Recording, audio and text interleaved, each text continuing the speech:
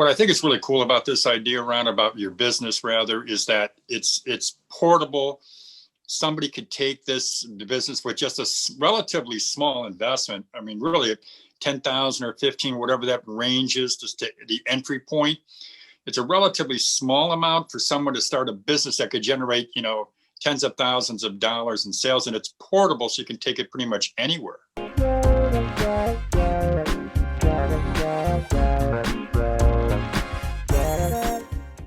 Today I'm with Ron Nelson. Ron is the owner of a company called Food Buggy, and it's a pretty nifty business. I actually interviewed Ron, I don't know, Ron, probably 7, 8 months ago, maybe a year ago, I don't know. And I'd like to kind of just catch up with you. But first, let's start out by telling people, and I've got your Food Buggies, I've got them up on the screen here, but tell people what is a Food Buggy? Okay. Food Buggy is actually a mobile platform, and our focus right now is on mobile foods. And with that being said, we're also now venturing into the retail market because of conditions changing. Basically, our platforms are push carts, trailers, and then kitchen modules that can be mounted onto a truck. We've actually designed one model that can be used for all three applications now, and that's called the Trident. Along with that, we also have the ability to make kiosks, which are stand behind type units, as opposed to a cart, which is something you stand in. Yeah. And that allows us to be more flexible and answer the requirements of different customers.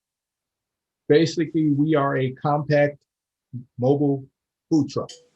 We can put anything into our carts that you can put it into a food truck. It's just that they're small. That's basically what it is. Yeah, and you can see really they are a lot smaller. So the market dictates our business model, and sometimes we make adjustments. How did you decide, or what made you decide to launch a food truck, basically a smaller version of a food truck? How did this come about? Okay, well, it came about because I was working with a nonprofit, Cleveland, back in 2011 or so, said that people could sell food other than hot dogs on the street. And so working with that nonprofit, we decided that this would be a good platform for getting people from reentry or aged out of foster care, or just wanted to try to restart their lives with an activity or a job actually that would allow them to have a resume after 6 months that people wouldn't care what their history was, because they would be in the food industry. And exactly. But with that, we found out the hard reality was that the cost of the mobile units were far greater than the $5,000 loan the city was going to give at that time, and the $2,500 grant for decorating. So my project became to find a lower source, because when we talked to the 4 or 5 trailer manufacturers or cart manufacturers that the city had recommended to us, they were in prices of $25,000 to $30,000 for the simplest of units. So my project was to go find something that was less expensive. So I went out and I contacted sources all over the US, Europe, and Asia. And I finally came up with some sources that would allow me to put together a mobile food platform that would meet those requirements at a lower cost. So let me ask you a question though. So you were working for a nonprofit, and initially the idea was to help people to kind of launch a low-cost business. Is that kind of how this started? Basically, that's exactly it, except I was working with a nonprofit. I was consulting with them and then became part of their board. And so then it became one of my assignments to launch this project. And I think what you were saying was the city of Cleveland, which is where you're based out of, right? Correct. We're located in Cleveland. Yeah. So the city was allowing or wanted you to help them, and they were going to give about a $2,500. Is that what you said? $2,500 grant? Loan, $2,500 to decorate the cart. Oh, wow. Wow. So how did you evolve from that to where you're at now? Because it seems like you're selling food buggies all over the country, maybe the world. I don't know. Well, we are international because we've sold units to Canada. So that allows us to say that makes you international. That does. Yeah. So, but in reality, we're in about 12 different states, maybe a little more than that currently. And what it evolved was that the cart became a tool. The nonprofit actually folded, but I love the idea of what this product could do for people who wanted to get into the mobile food industry, but didn't have the ability to put the finances that goes with the larger trucks and everything else. And that's where the Food Buggy evolved. I was determined to make a platform that could be usable for the common person more so, and engage people, which what I love the most about being able to work with people directly. Yeah, and I think it's an amazing business. It's an amazing concept. So initially it was called Food Buggy, and it was a miniature food truck, I guess I could say. You could say it's a food trailer, but it was a food truck, yes, and miniature, but it's a trailer because people a lot of times didn't want to have to buy another vehicle. Yeah. Oh, okay. That's a great point. So now though, you said it's evolved, and now you have a new model that you have a retail. Is that what it is? But we've done orders for customers that wanted to have just a retail platform. Say they were selling jewelry or perfume or t-shirts. Sure.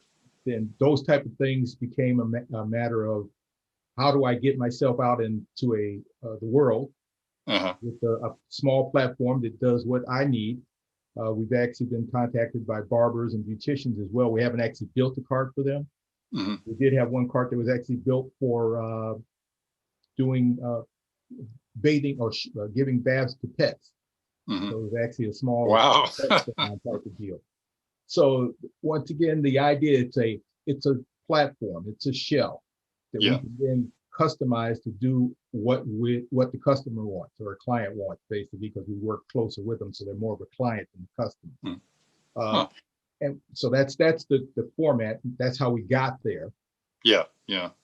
So what is a Food Buggy? What does it cost? I guess there's two costs: the shell and then the improvements or the renovation. Right. Correct. You've got it. We can provide a cart where you do most of the work, so that we call that a shell, or we can provide you a cart that has everything, or a mobile food buggy, I should say, that has everything in it. So from right up into including, we're getting our latest model, and our customer, who is actually in Cleveland, they're called Squash the Beef. They're a vegetarian cart, menu or cuisine driven cart, and theirs will be coming in this year. And that's going to actually have a fire suppression system on it. So we literally will have everything that you can put onto a food truck into their cart. And they're using our largest series, which is 8 series carts. And that allows us to actually simply say, if you can fit it inside the cart in terms of on the counter, under the counter, and it's safe, you can do it. Well, here's a couple of questions. I want to go back one thing too, though.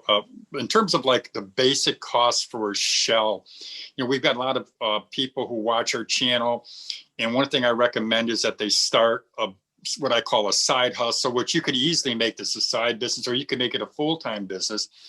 But what's the basic cost for like a shell? Okay, a basic shell is probably going to be $10,000, just as an idea. So we have different size series, but let's say our most popular series being a 6L, it would be, you start off with maybe around 10 to 11,000 as a shell, go up to 15 or so as a full blown cart. Then the larger cart that I just mentioned, it would probably start off at around 12, 13, and then go up to 18 plus, depending on what it is, because the equipment makes a big difference. We can put in the basic equipment, but we've had customers and clients that wanted to have $5,000 or $3,000, $4,000 griddles put on there, and so forth. So the equipment will then dictate, in addition to what I call a cart that is a shell versus one that has a full kitchen, and a full kitchen being all the accoutrements required beyond a small steam table. We add on to the price from there. What I think is really cool about this idea, Ron, about your business rather, is that it's portable. Somebody could take the business with just a relatively small investment. I mean, really 10,000 or 15, whatever that range is, just the entry point.